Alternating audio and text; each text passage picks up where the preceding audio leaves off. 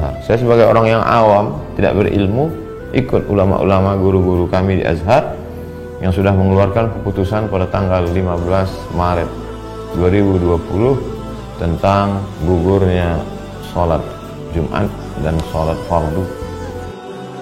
Himbauan dari pemerintah untuk kita tidak mendatangi atau mengadakan acara-acara yang berkerumunan manusia yang banyak, karena timbulnya wabah-wabah virus corona di sekitar kita. Kita wajib untuk mentaati apa yang disampaikan oleh pemerintah.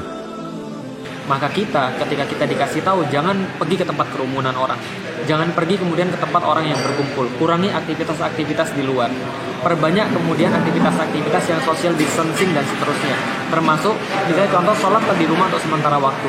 Berarti kita sedang pergi dari satu keputusan hukum kepada keputusan hukum yang lain, yang insya Allah sama-sama halal. Menyimak begitu banyak polemik tentang sholat di rumah, AA, pimpinan Darut Tauhid dan seluruh jajaran Darut Tauhid memutuskan untuk sepenuhnya mengikuti fatwa Majelis Ulama Indonesia. AA dan keluarga sudah sholat di rumah dan semua juga dianjurkan sholat di rumah. Apabila di negeri itu ternyata yang sudah terinfeksi banyak dan yang belum ketahuan juga masih banyak, maka kalau dikatakan menghindari, mulai nanti ya kota Surabaya mengumumkan mamanya sekolahan tutup. Nggak ada sholat berjamaah di masjid, sholat di rumah kalian. Nah, di situ kita tahu. Yang ingin saya sampaikan pada kesempatan kali ini, amanah dari Imam Besar Sayyidil Walid Al-Habib Muhammad Rizik bin Hussein bin Syihab. Beliau menyerukan kepada seluruh ta'lim dan tabligh akbar FPI di seluruh daerah yang terpapar wabah corona atau yang terindikasi terpapar wabah corona, beliau menyerukan agar seluruhnya dihentikan atau diliburkan terlebih dahulu sampai keadaan kembali kondusif. Agama Islam mendahulukan kemanusiaan atas keberagamaan. Karena itu tidak heran fatwa ulama-ulama menyatakan bahwa tidak wajib untuk melaksanakan sholat Jumat demi menjaga keselamatan jiwa manusia. Sesuai dengan petunjuk medis, petunjuk para pemerintah, mari kita ikuti. Jika kita tidak boleh berkumpul di sebuah tempat, mari kita ikuti, karena kalau sudah medis yang mengatakan dibarengi dengan pemerintah, insya Allah untuk kemaslahatan kita.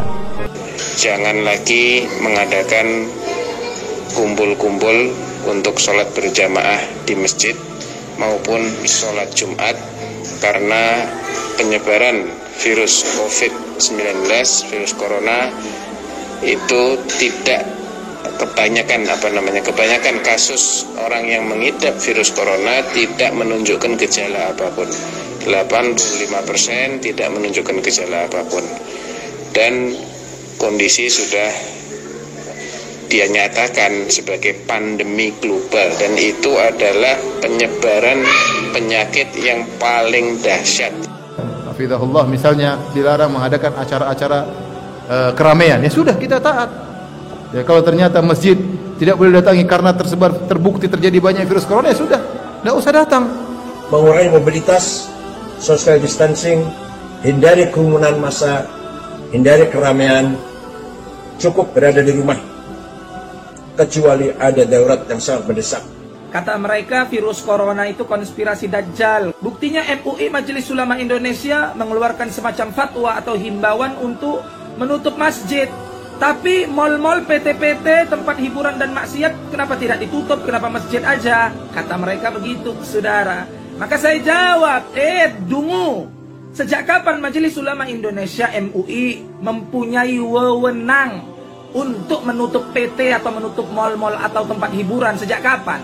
Kau suruh yang punya PT, yang punya mal itu menutup mal mereka dan menutup PT-PT mereka. Dalam keadaan darurat dan semua orang memandangnya darurat, sejalan juga dengan protokol dari pemerintah, maka ibadah sholat itu dapat dilakukan di rumah masing-masing. Termasuk untuk sholat Jumat bisa diganti dengan sholat zuhur.